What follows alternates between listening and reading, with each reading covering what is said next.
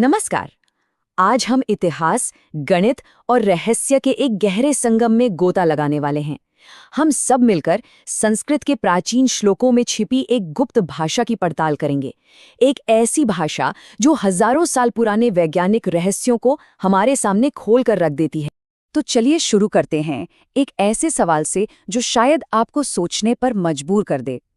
क्या हो अगर भारत के सबसे पवित्र भजन, जिन्हें हम सदियों से सिर्फ आध्यात्मिक मानते आए हैं, असल में एक 5000 साल पुरानी हार्ड ड्राइव हो? सोचिए, एक ऐसा एन्क्रिप्टेड डेटा स्टोरेज सिस्टम जो हजारों सालों से हमारी नजरों के ठीक सामने था और हमें पता भी नहीं चला। तो फिर ये ह्यूमन हार्ड ड्राइव आखिर है क्या? चलिए इस कमाल के आइडिया को और गहराई से समझते हैं। ये एक ऐसी टेक्नोलॉजी है जो किसी मशीन पर नहीं बल्कि इंसानी याददाश्त पर चलती है। डेटा को बचाने की एक अविश्वसनीय तकनीक। तो इस पूरे रहस्य की चाबी क्या है? वो है कटपयादी प्रणाली। और ये कोई मामूली सिस्टम नहीं है।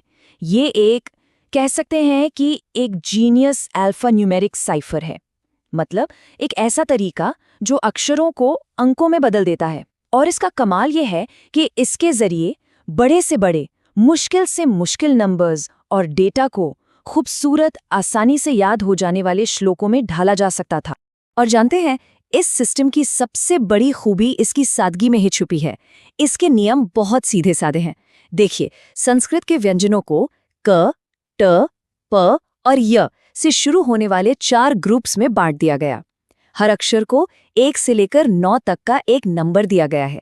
जो स्वर अकेले आते हैं, ये कुछ खास व्यंजन, उनका मतलब होता है 0। लेकिन यहाँ एक ट्विस्ट है। सबसे जरूरी नियम है अंक का नाम वामतो गति। इसका मतलब है कि जो भी नंबर बनेगा उसे सीधा नहीं बल्कि उल्टा यानी दाएं से बाएं पढ़ा जाएगा। डेटा को छिपाने का क्या शानदार तरीका है? अच्छा, तो अब हम नियम तो समझ गए, तो क्यों ना अब इन नियमों को असल में इस्तेमाल करके देखें। चलिए एक असली प्राचीन कोड को तोड़ने की कोशिश करते हैं। अब थ्योरी खत्म, प्रैक्टिकल का टाइम है। हमारे सामने है भगवान कृष्ण की स्तुति में गाया जाने वाला एक बहुत ही मशहूर भजन। अब पहली बार सुनने में या पढ़ने में तो ये एक बहुत ही खूबसूरत, भक्ति से भरा श्लोक लगता है। पर सवाल ये है कि क्या ये सिर्फ उतना ही है जितना दिख रहा है, या फिर इन शब्दों की परतों के नीचे कोई बहुत बड़ा राज दबा हुआ है? तो अब हम ठीक वही करेंगे जो शायद हजारों साल पहले गुरु अपने शिष्यों के साथ करते होंगे। हम इस श्लोक को लेंगे और एक एक करके इस पर कटपयादी सिस्टम के नियम लगाएंगे। तैयार हैं? चलिए साथ मिलकर इस कोड को क्रैक करते हैं। तो देखिए ये काम कैसे करता है। पहला शब्दांश है गो। इसमें जो ग अक्षर है उसकी वैल्यू है 3। अगला है पी। इसमें प की वैल्यू है 1। फिर भा, जिसमें भ की वैल्यू है 4। और बस इसी तरह एक एक करके हम आगे बढ़ते जाते हैं। हर सिलेबल यानी हर शब्दांश हमें एक नंबर देता जा रहा है और देखते ही देखते एक लंबी सी नंबरों की चेन बन जाती है। और फिर आता है असली जादू, जब हम इस पूरी लंबी सी संख्या को डीकोड कर लेते हैं और उस खास नियम को याद करते हैं। अंक का नाम वामतो गति है और इसे पलट देते हैं तो जो नंबर हमारे सामने आता है वो ये है। अब ये कोई ऐसा वैसा नंबर नहीं है, ये है पाई की वैल्यू, और वो भी दशमलव के 31 अंकों तक एकदम सटीक। जरा इस बात की गहराई को समझने की कोशिश कीजिए। ये एक्यूरेसी इतनी ज्यादा है कि आज की तारीख में नासा को भी अपने सबसे मुश्किल कैलकुलेशन के लिए इतने डेसिमल प्लेसेस की जरूरत नहीं पड़ती। और ये हजारों साल पहले हासिल किया गया था, एक भजन के अंदर छिपाकर। कमाल है। तो जाहिर है दिमाग में सवाल उठता है कि आखिर ऐसा किया क्यों गया? ये सब सिर्फ एक मजेदार गणित की पहेली तो नहीं हो सकती, है ना? नहीं, ये उससे कहीं ज्यादा था। ये जानकारी को बचाने और उसे सुरक्षित रखने का एक बहुत ही एडवांस्ड तरीका था। आज की हमारी डिजिटल दुनिया के बारे में सोचिए। हमारा सारा डेटा कितना नाजुक है ना?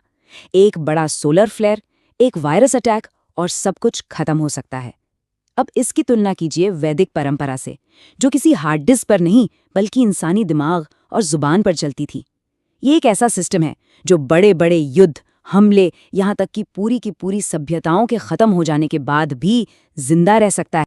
और मजे की बात यह है कि इस सिस्टम में एक इनबिल्ट सिक्योरिटी फीचर भी था।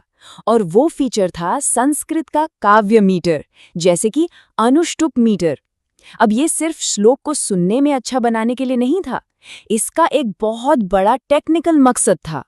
इसे आप एक तरह का भाषाई पैरिटी चेक समझ सकते हैं, जैसे कंप्यूटर में होता है।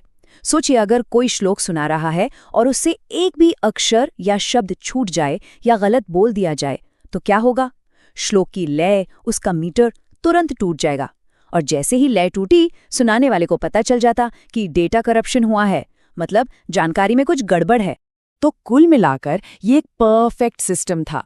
इसने वैज्ञानिक डेटा को भक्ति की चादर में लपेटकर एन्क्रिप्ट कर दिया। रोजाना होने वाले पूजा पाठ और अनुष्ठानों के जरिए ये पक्का किया कि लोग इसे याद रखें और दोहराते रहें। और इसने ज्ञान को जलती हुई लाइब्रेरियों और हमलों से बचाया। अब आप सोच रहे होंगे कि ये सब तो पुरानी बातें हैं, आज के डिजिटल युग में इसका क्या काम? तो चलिए देखते हैं कि ये प्राचीन ज्ञान आज भी कितना और कैसे जिंदा है। जी नहीं, ये सिर्फ इतिहास का एक मजेदार किस्सा नहीं है। आज इसी वक्त दुनिया भर के वैज्ञानिक और रिसर्चर्स इस प्राचीन सिस्टम के पीछे की लॉजिक को स्टडी कर रहे हैं। और क्यों? ताकि हमारी एक बहुत बड़ी मॉडर्न प्रॉब्लम को सुलझाया जा सके, और वो है इंटरनेट ऑफ थिंग्स यानी IoT डिवाइसेस की सिक्योरिटी। हकीकत में रिसर्चर्स एक नया एन्क्रिप्शन सिस्टम बना रहे हैं जिसका नाम है कटप्पयादी संख्या सूत्र एक्सटेंडेड, या शॉर्ट में KTPY रूल। जैसा कि नाम से ही साफ है, ये सीधे सीधे उसी प्राचीन भारतीय सिस्टम से प्रेरित है और इसे खास तौर पर छोटे कम पावर वाले IoT डिवाइसेस को सिक्योर करने के लिए डिजाइन किया जा रहा है। अब देखिए मॉडर्न क्रिप्टोग्राफी यानी आज की एन्क्रिप्शन टेक्नोलॉजी का एक बहुत ही जरूरी सिद्धांत है जिसे एवलांच इफेक्ट कहते हैं। इसका सीधा सा मतलब ये है कि अगर आप इनपुट में जरा सा भी बदलाव करें, मान लीजिए सिर्फ एक अक्षर बदल दें, तो जो एन्क्रिप्टेड आउटपुट है वो पूरी तरह से और बिना किसी पैटर्न के बदल जाना चाहिए। और यहीं पर आकर प्राचीन ज्ञान और आधुनिक विज्ञान हाथ मिलाते हैं। संस्कृत भाषा की बनावट ही ऐसी है कि उसमें एक ही नंबर के लिए कई अलग अलग अक्षर इस्तेमाल हो सकते हैं, और इसी वजह से ये भाषा अपने आप ही वो एवलांच इफेक्ट पैदा करती है। यही चीज इस प्राचीन सिफर के सिद्धांतों को आज के मजबूत एन्क्रिप्शन के लिए एक पावरफुल टूल बना देती है। तो आखिर में ये सारी बातें हमें एक जगह लाकर खड़ा कर देती हैं, जहां हमें प्राचीन ज्ञान के बारे में अपनी पुरानी सोच और धारणाओं पर सवाल उठाना ही पड़ता है। अब तक हम शायद यही सोचते आए थे कि वैदिक ऋषि मुनि सिर्फ आध्यात्मिक लोग थे, जिनका विज्ञान से कोई लेना देना नहीं था। लेकिन जो सबूत आज हमने देखे वो तो कुछ और ही कहानी सुनाते हैं। वो कहानी ये है कि वो सिर्फ ऋषि नहीं बल्कि हाइपर साइंटिफिक इंजीनियर थे। ऐसे इंजीनियर जो यूनिवर्स के कॉन्स्टेंट्स को समझकर उन्हें अमर श्लोकों में एनकोड कर रहे थे। उन्होंने दृष्टि यानी डायरेक्ट परसेप्शन से ब्रह्मांड के सच को जाना, और फिर छंद यानी रिदमिक मीटर का इस्तेमाल करके उस सच को ऐसे एन्क्रिप्ट किया कि वो 5000 सालों से भी ज्यादा समय तक महफूज रहे। ये विज्ञान और आध्यात्म का वो संगम है जो शायद ही कहीं और देखने को मिले। तो ये पूरी कहानी हमें एक आखिरी और शायद सबसे बड़े सवाल पर लाकर छोड़ देती है। अगर पाई जैसी एक जटिल चीज की इतनी सटीक वैल्यू एक सीधे साधे भजन में छुपाई जा सकती है, तो सोचिए और कितने अनगिनत राज होंगे जो हमारी नजरों के ठीक सामने हैं और बस अपने डिकोड होने का इंतजार कर रहे हैं। ये सवाल सोचने वाला